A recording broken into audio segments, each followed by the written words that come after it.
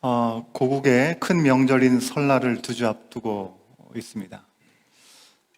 우리는 캐나다에 살고 있고 특별히 믿음을 가지고 있는 우리에게는 설날 하면 떡국을 먹고 고국에 부모님이 계시든지 가족들이 있으면 연락하고 부모님께 선물을 보낸다든지 용돈을 보내드리는 정도가 우리가 설날에 할 수 있는 설날에 대한 생각이 아닐까 생각을 합니다. 근데 한국에서는 바로 이 설날이 구정이 오면 어느 때보다도 정말 바쁘게 많은 일들을 하게 되죠. 고향에 가야 되죠. 또 가족들이 함께 모여야 하고요. 음식도 정말 많이 마련을 해야 합니다. 특별히 믿음을 가지지 않은 그 가정에서는 제사라는 음식을 또 준비를 하게 되죠.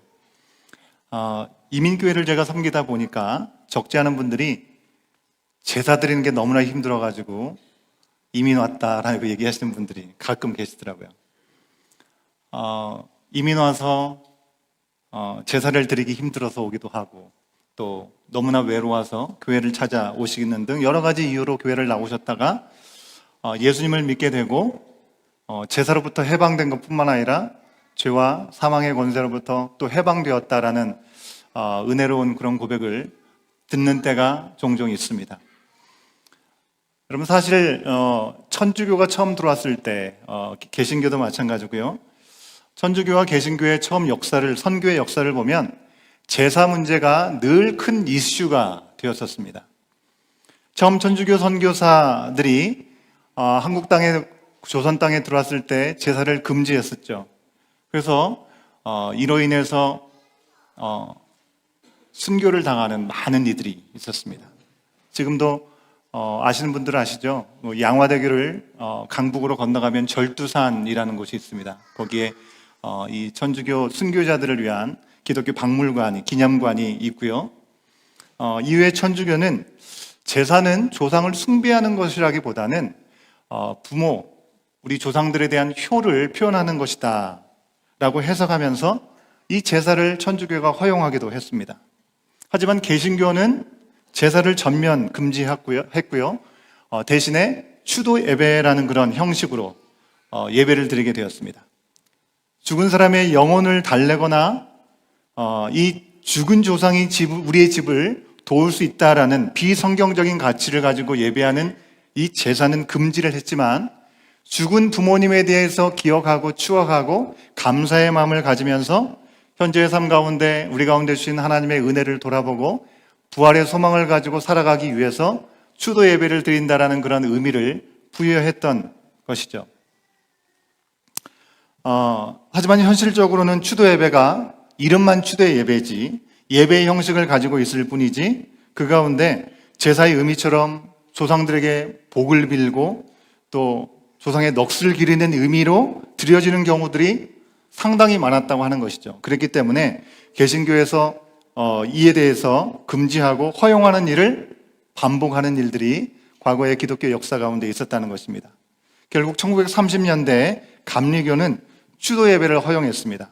장로교는 추도 예배를 금지하고 있었는데요. 그때 당시에 이제 일제 이 침략이 있었던 때이죠. 그때 신사참배 문제가 생기면서 감리교는 신사참배를 국가 의례로 생각했고 장로교에서는 예배와 우상숭배로 해석했기 때문에 여러분 잘 아시는 주기철 목사님 같은 분은 신사참배 절을 하지 않는 것 때문에 순교를 당하기로 하셨습니다. 결국 현실 앞에서 장로교도 신사참배를 국가 의례 정도로 이렇게 해석을 하면서 그것을 받아들이기로 결의를 했던 것이죠. 여러분 어쩌면 오늘날 동성결혼 이 성경적인 정의에 대한 입장도 같은 예수님을 믿는 이 교회들이 어떻게 해석하느냐의 차이가 있는 것과 비슷한 모습이 아닌가 생각을 하게 되는 것 같습니다. 확실한 것은요, 내가 속한 교단, 여러분 우리는 아직까지 교단에 속해 있지는 않습니다. 내가 속한 교단과 우리 교회가 어떤 결정을 했느냐, 결과보다는 왜 그렇게 했느냐를 우리가 분명하게 확인을 하고 그것을 따를 것인지 따르지 않을 것인지가 중요한 것 같습니다. 우리 교회가 수도 없이 강조하고 있는 것이 무엇입니까? 여러분 우리가 설교 말씀을 듣기 전에 한 1분 남짓 되는 우리 교회 이름에 대한 의미를 새기는 영상을 보는 이유가 무엇입니까? 그 속에 담겨져 있는 그 가치를 우리가 마음속에 새기기 위해서 그런 것 아니겠습니까? 하나님을 사랑하고 이웃을 사랑하기 위한 길인가? 아닌가? 그냥 나의 편의와 나의 만족과 나의 안위를 위해서 선택하는 것인가? 정말 하나님을 사랑하기 때문에 선택한 것인가? 정말 이웃을 위한 그런 사랑의 마음으로 표현되는 것인가? 그것이 중요하다는 것입니다. 어떤 선택을 하든지 어떻게보다는 왜 그것이 필요한 것인지를 돌아보는 것이 중요하다는 것입니다. 왜요? 하나님은 우리의 외모를 보시지만 외모보다 우리의 중심을 보시는 분이시기 때문에 그렇습니다. 여러분, 오늘 말씀 1절 말씀을 보면 너희는 너희 하나님 여호와의 자녀이니 죽은 자를 위해서 자기 몸을 베거나 눈썹 사이 이마 위의 털을 밀지 말라라고 말씀하는 것을 확인할 수 있습니다. 무슨 얘기입니까? 쉽게 얘기하면요, 죽은 사람의 넋을 기리기 위해서 우리 몸을 자해하면서 몸에 상처를 내거나 머리를 미는 행동을 해서는 안 된다라고 하나님께서 명령하셨다는 것입니다. 말씀해 보면 눈썹 사이에 이마 위에 털을 밀지 말라고 했죠. 눈썹 사이에 이마 위라는 말은요, 머리 전체를 의미하는 것이라고 합니다. 머리 전체. 이 말씀을 드리면 여러분 또 오해할 수 있기 때문에 잠깐 말씀을 드리는데, 우리 교회 안에도 이 머리를 이렇게 샥 멋지게 밀으시고 계시는 분들이 몇 분 계셔요. 그죠? 새로운 교회 개척을 위해서 나가셨던 우리 안주영 목사님도 머리를 멋지게 밀고 다니시고, 또 우리 교회 안에서도 보면서 이제 금방 아실 수 있는 것처럼 머리를 멋지게 헤어스타일을 깔끔하게 하고 다니시는 분들이 있으십니다. 여러분 절대로 뒤통수만 보고 이름을 불러서는 안 되겠습니다. 헷갈릴 수가 있기 때문에. 여러분, 오늘 말씀을 보면서 머리를 미는 것은 성경적이지 않네, 왜 머리를 민 거야? 의문을 가지시지 마시기를 바랍니다. 여러분, 이 말씀의 포커스는요, 머리를 밀었느냐 안 밀었느냐, 머리를 미는 것 자체가 아니라 죽은 자를 위하여라는 것입니다. 머리를 민 이유가 죽은 자들에게 잘 보이기 위해서, 내가 이 정도까지 하니까 날 좀 잘 봐주세요 라는 그런 의미로 머리를 민다라고 하는 것입니다. 이제 이스라엘 민족이 들어가려고 하는 가나안 땅, 거기에 이스라엘 민족이 따르지 말아야 될 것들이 너무나 많이 있었습니다. 그 중에 대표적인 것이 우상 숭배를 하지 말라고 하는 것이죠. 40년의 광야 요정 가운데 살아계신 하나님의 역사를 봤기 때문에 이제 그들이 가나안 땅에 들어가게 되면 그들이 보기에 이거 괜찮은데, 이거 따를만 하지 않겠어 라고 생각할 것들이 얼마든지 있을 수 있겠죠. 그 가운데 절대로 따라서 해서는 안 되기 때문에 그들을 진멸하라고까지 하나님께서 말씀하셨던 것, 그것은 우상 숭배를 하지 않게 하기 위함이었습니다. 여러분, 오늘 말씀 1절과 2절 말씀에서 금지하고 있는 부분은 죽은 자를 기리는 풍습을 하지 말라는 것입니다. 여러분, 가나안 사람들은 왜 죽은 사람을 위해서 자기 몸을 자해하고 머리를 밀었습니까? 왜 그랬냐면 죽은 사람들이 한을 품고 해코지할까 봐 그것이 두려워서 자기들의 몸을 상하게 하고 머리를 밀어서 슬픔에 동참하는 시간을 갖기 위해서 그런 행동을 했다는 것입니다. 그들은 하나님을 믿지 않았기 때문에 죽은 자들의 영혼에 대한 두려움이 있었던 것이죠. 여러분, 이런 부분은 말씀 속에 있는 가나안에 속한 사람들에게만 있었던 모습이 아니죠. 오늘날에도 전 세계에 있는 그런 두려움의 모습이 나타나고 있습니다. 왜요? 하나님이 아닌 바로 어둠 권세의 사단이 주는 두려움이기 때문에 그렇습니다. 여러분, 우리가 너무나 잘 알고 있는 할로윈이라는 그런 문화가 있잖아요. 사실 이 할로윈은 고대 유럽에서 죽은 자들의 넋을 기르기 위해서 시작된 전통이라고 우리가 알고 있습니다. 지금은 물론 할로윈을 죽은 자의 넋을 기리기 위해서라기보다는 오랜 시간 지나오면서 사회적인 어떤 축제로 즐기고 있는 모습을 우리가 어렵지 않게 볼 수 있습니다. 캐나다야말로 지극히 개인주의적이잖아요. 그죠? 사람들을 찾아가면 별로 관심도 없고 문을 두드려도 문을 잘 열어주지 않는데요. 유일하게 문을 두드리지도 않았는데 그 곁에 가기만 해도 문을 활짝 열어놓을 때가 있습니다. 언제요? 할로윈 때입니다. 할로윈 때. 어찌 보면 그런 문화적인 그런 축제가 믿지 않는 사람들에게 또 복음을 전할 수 있는 좋은 통로, 소통의 기회가 될 수도 있을 것 같기도 합니다.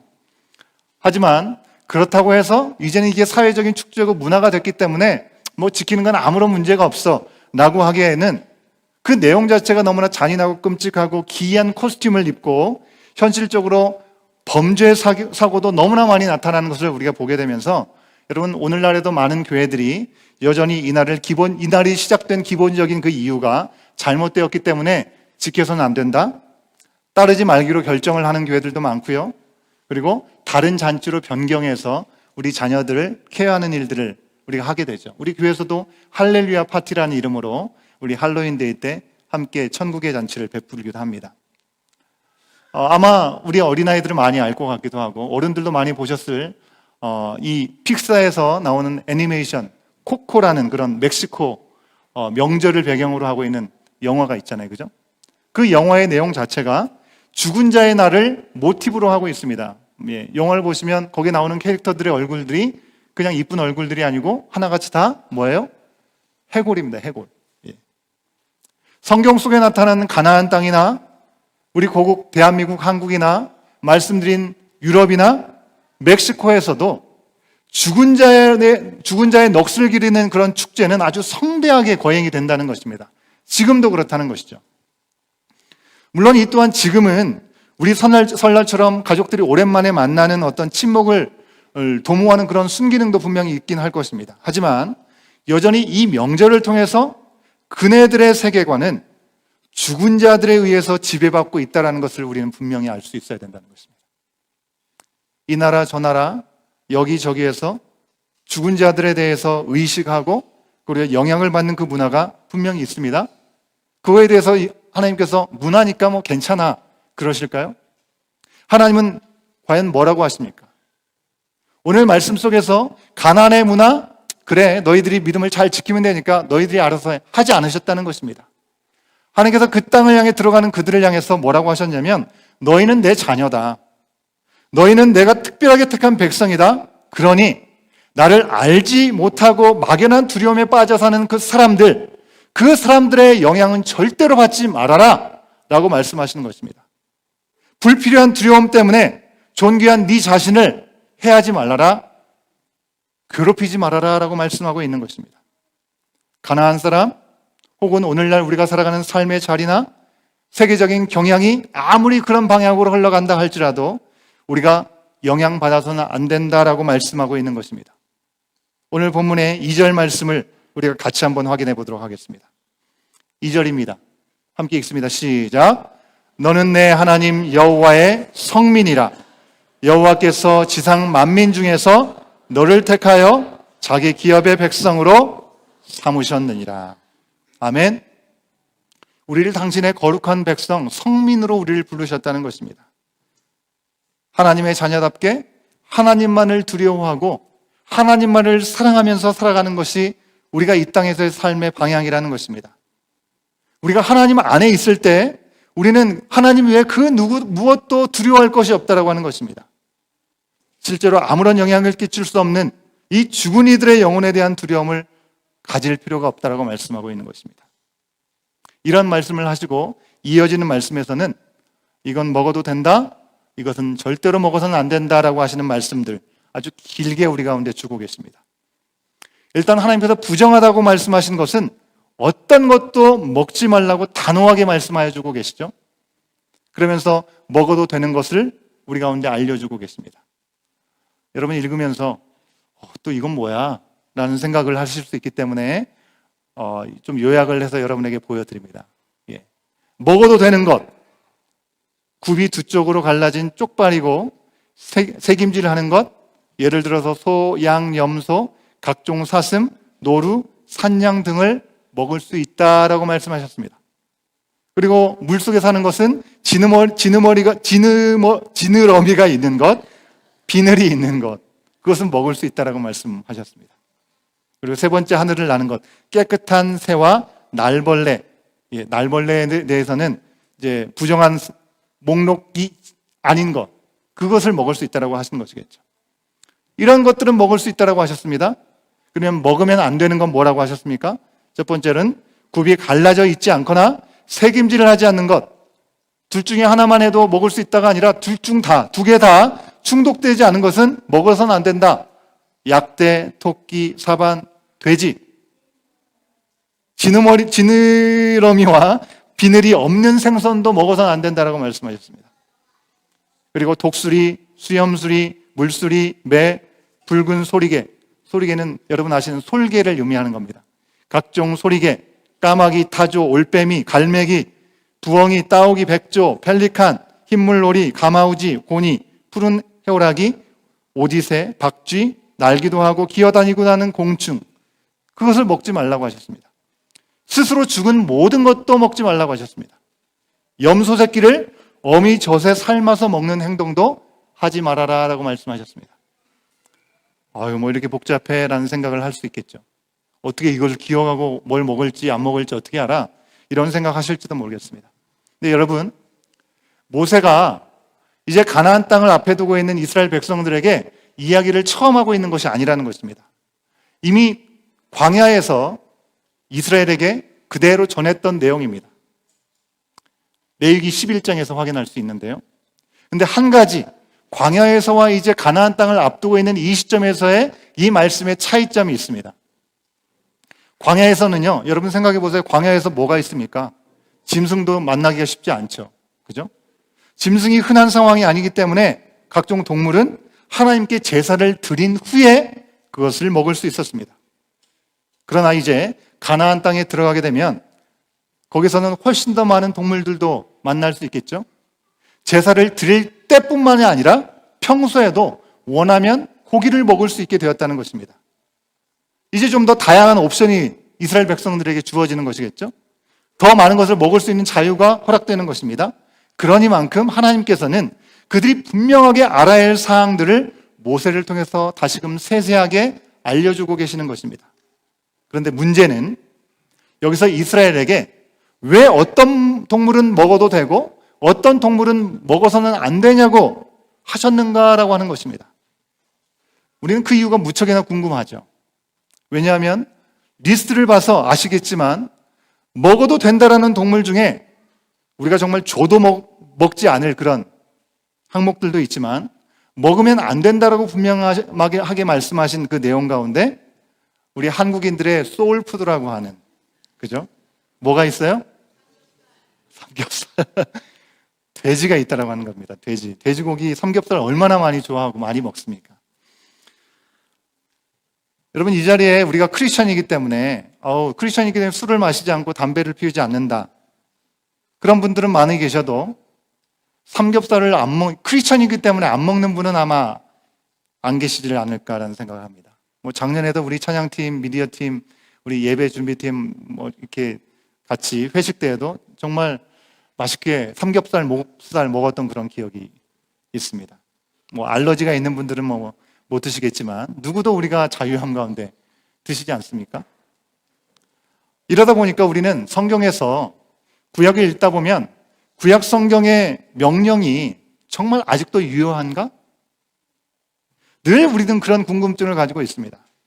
아마도 저와 같은 목회자나 리더십들 가운데 신앙의 성숙을 갖고 있는 분들이 신학시대에는 구약시대처럼 이 율법을 지키지 않고 모든 것을 자유롭게 할 수 있다라고 안내를 받고 그런 교육을 받으신 분들도 많이 있으실 것입니다. 그런 말씀을 참 많이 들으셨을 것입니다. 구약의 율법이 정말 필요가 없는 것입니까?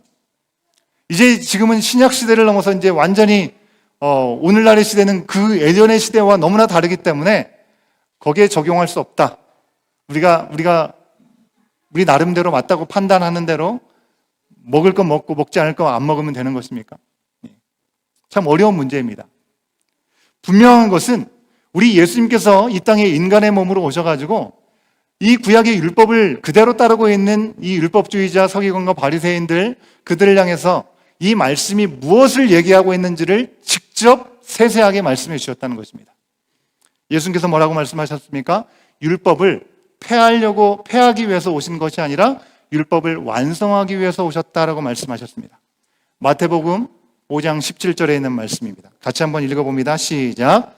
내가 율법이나 선지자를 폐하러 온 줄로 생각하지 말라. 폐하려 온 것이 아니요 완전하게 하려 함이라. Not to abolish them, but to fulfill them. 예.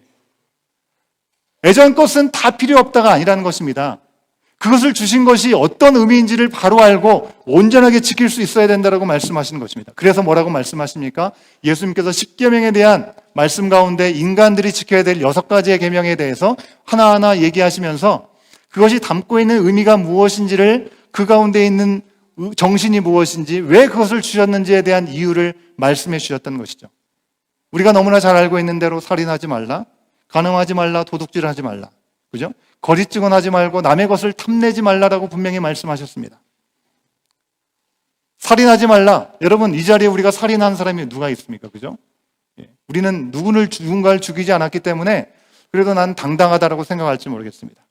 그런 사람들을 향해서 우리 주님은, 예수님께서는 말씀하셨던 것이죠. 사람만 안 죽이면 살인하지 않은 것이 아니라 형제에게 노를 바라거나 형제를, 자매를 무시하거나 조롱하는 일이 있었다고 한다면 그것이 바로 그를 인격적으로 죽인 것이다 라고 얘기하는 것입니다. 혀로, 말로 상대를 죽이고 무시하고 인격을 무너뜨리는 일, 그런 일들을 하면서 쉽게 판단하고 정죄하면서 나는 하나님 앞에 의롭다고 생각했던 그 당시의 사람들을 향해서 예수님께서 말씀하셨던 것입니다. 예수님은 하나님이 살인하지 말라고 하신 그 말씀의 뜻이 무엇인지를 명확하게 알려주신 것입니다. 여러분, 이러면 우리가 어떻게 하나님의 말씀을 지킬 수 있을까요? 라는 생각을 갖게 되죠. 그죠? 와, 이렇게 세세한 것까지 우리가 어떻게 그걸 지킬 수 있습니까? 그렇기 때문에 여러분, 우리는 하나님의 말씀을 알고 그 말씀을 애쓰고 힘써서 지키려고 해도 그 문자 그대로만 지킬 수 있을 뿐이지 온전히 지킬 수 없는 존재라고 하는 것입니다. 그렇기 때문에 죄와 죽음, 그것에 대해서 우리가 죽고 다시 새롭게 태어나는 존재로 우리를 거듭나게 하시기 위해서 예수님께서 인간의 몸으로 이 땅에 오신 것이죠.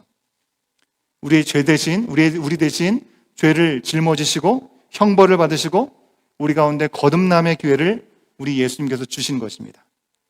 우리는 예수님 덕에 2번째 기회를 허락받은 사람들인 것입니다. 마치 현장에서 간음하다 잡혔던 간음한 여인들을 기억하시죠? 사람들은 그를 향해서 돌을 쳐서 죽이려고 했을 때 예수님께서 하셨습니다. 나도 너를 정죄하지 않는다. 그죠? 다시는 이와 같은 일을 행하지 말라 라고 말씀하셨던 예수님의 음성을 우리는 기억할 수 있어야 됩니다. 예수님은 우리를 죄에서 해방시키시고 우리 가운데 주신 그 자유로 우리가 육체의 기회를 삼으려고 하기보다는 사랑으로 서로 종노릇 하면서 하나님의 자녀답게 무엇을 하기도 하고 하지 않기도 하는 선택을 할 수 있기를 원하신다고 하는 것입니다. 그러기에 신약시대의 바울은 이렇게 말씀했던 것이죠. 고린도 교회를 향해서 이렇게 말씀했습니다. 고린도전서 10장 23절과 24절에 있는 말씀입니다. 함께 읽습니다. 시작. 모든 것이 가하나 모든 것이 유익한 것은 아니요 모든 것이 가하나 모든 것이 덕을 세우는 것이 아니니 누구든지 자기의 유익을 구하지 말고 남의 유익을 구하라. 결국 하나님께서 주신 말씀을 지키는 그 기준이 무엇입니까? 어떻게 했다, 어떻게 하지 않았다, 그것이 아니라 모든 것을 우리가 할 수 있지만 하나님을 사랑하기 때문에 내가 누군가를 잘 알지 못하지만 하나님께서 우리 가운데 주신 그 마음 때문에 그들을 향한 사랑을 흘려보내야 되기 때문에 우리가 할 수 있어도 하지 않는 그런 자유로 행동할 수 있는 것이 우리의 삶의, 우리의 모든 행동의 기준이 되어야 된다는 것입니다. 어떻게보다는 왜가 우리를 정결하게 하기도 하고 우리를 부정하게 하기도 한다는 것입니다. 예를 들어서 오늘 좀 전에 말씀드린 것처럼 돼지고기를 우리가 먹습니다. 가나안에 들어갈 때 먹어도 되고 먹지 말아야 되는 것은 때로 어찌 보면 위생적인 것 때문에 당시에는 냉장고가 없었기 때문에 위험성이 있기 때문에 먹지 않게 하셨다라고도 우리가 생각할 수 있지만 여러분, 전반적으로 하나님이 주신 기준을 이스라엘 백성들이 지키는가 지키지 않는가 그것을 훈련하기 위한 너무나 중요한 부분이었다는 것입니다. 하나님은 그들의 삶 가운데 일상 중에 언제나 부닥뜨리게 되고 언제나 핵심적으로 작용하게 되는 먹는 문제, 먹거리를 통해서 하나님의 말씀을 지키는 훈련을 하나님은 허락하셨다는 것입니다. 먹든지 마시든지 무엇을 하든지 내가 원하고 내가 맞다고 생각하는 나의 소견대로 하는 것이 아니라 하나님의 말씀대로 사는 것이 바로 거룩한 하나님의 백성다운 일이다라고 알려주고 계시는 것입니다. 여러분, 거룩하다라는 말이 무슨 말입니까? 많이 들어서 아시죠? 거룩하다는 것은 구별됐다라는 것을 의미하는 것입니다. 여러분, 우리가 구별되기 위해서 세상을 떠나서, 속세를 떠나서 아무도 없는 산속으로 들어가는 것을 얘기하는 것이 아닙니다. 단순하게 세상과 내가 단절하겠다, 이것이 아니라 내 자신으로부터의 분리가 구별되는 것입니다. 내가 원하는 것, 내가 간절히 소망하는 것, 이런 것으로부터, 하나님의 뜻으로부터 그것을 분리해내는 것, 그것이 거룩이라는 것입니다. 내가 하고 싶고 내가 원하는 대로 하는 자기중심적인 삶이 아니라 하나님이 원하고 하나님께서 기뻐하시는 그런 삶을 살아가는 하나님 중심의 삶이 바로 거룩이라고 하는 것입니다. 함께 한번 읽어볼까요? 거룩은, 시작. 거룩은 세상과 단절이 아니라 자기로부터의 분리이다. 거룩은 자기 중심의 삶이 아니라 하나님 중심의 삶이다. 여러분, 소는 정말 깨끗하고 돼지는 더러워서 소는 먹어도 되고 돼지는 먹지 말라고 하신 것입니까? 그 존재 자체나 그 음식 자체가 부정하고 정해서가 아니라 하나님이 주신 그 기준을 우리가 그대로 수용하고 순종함으로 지키느냐 안 지키느냐를 보시기 위해서 오늘 말씀에서 하나님은 이와 같은 말씀을 우리 가운데 주고 계시다는 것입니다. 여전히 도대체 무엇 때문에 이걸 이렇게 하라고 하셨을까? 이걸 하지 말라고 하셨을까? 고민해 볼 필요는 있겠습니다. 하지만 그것보다는 이 명령의 핵심이 어디에 있는지를 우리는 놓치지 말아야겠습니다. 여러분, 하나님이 주시는 그 말씀대로 살면 우리는 깨끗하고 의롭다라고 주님께서 인정해 주신다는 것입니다. 하나님이 주신 말씀대로 살지 않으면 우리는 하나님을 부인하고 어둠의 권세 지배 아래 부정한 상태가 될 수밖에 없다는 것입니다. 그것을 가나안에 들어가는 이스라엘 백성들에게 하나님은 가장 실제적인 음식 문제를 통해서 알려주고 계시는 것이고 오늘을 살아가는 우리 가운데도 말씀하여 주고 계십니다. 결국 오늘 말씀 가운데 아주 기나긴 음식 규정을 통해서 우리가 알아야 하는 것은 어떻게 해야 하느냐보다는 왜 우리는 무엇을 먹기도 하고 먹지 않아야 되기도 하는지, 왜 우리는 그것을 하기도 하고 하지 않아야도 되는지 그것을 놓치지 말아야겠습니다. 오직 한 분, 홀로 선하신 하나님의 말씀하신 것, 그것을 행하는 것이 우리를 정하게 하는 것이고 홀로 의로우신 예수 그리스도를 믿고 따르는 것이 우리를 하나님의 자녀답게 한다는 것을 오늘 말씀을 통해서 우리는 분명히 우리의 마음에 새길 수 있어야 될 줄로 믿습니다. 여러분, 물론 하나님이 아무런 의미 없이 정하고 부정한 동물을 가르치지만은 않으셨겠죠. 우리가 다 알지 못하는 비밀한 일들이 있을 수 있겠죠. 당시 상황을 생각하든지 여러 가지 이유들이 그 가운데 분명히 내포될 수도 있습니다. 일례로 금지된 음식, 박쥐 같은 것은 여러분 지금도 먹기에 참 위험스러운 동물이다라고 생각하죠. 돼지도요, 우리가 돼지를 구워서 먹을 때 이 노릇노릇하게 완전하게 구워야 탈나지 않는다는 걸 모르는 사람이 없습니다. 그죠? 예. 기생충에 문제가 있을 수 있다는 것을 우리가 너무나 잘 알고 있죠. 그다음에 오늘 말씀은요, 단순히 이런 기준만으로 해도 된다, 하지 않아도 된다라는 것이 아니었다는 것입니다.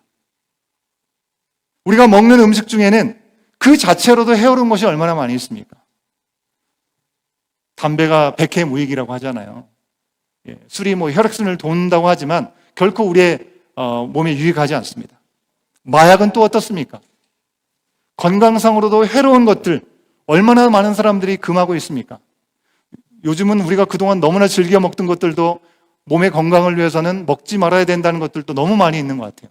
대표적으로 설탕, 밀가루, 그죠? 튀긴 음식 먹지 말라. 이런 너무나 많은 그런 인포메이션들이 우리 가운데 있습니다.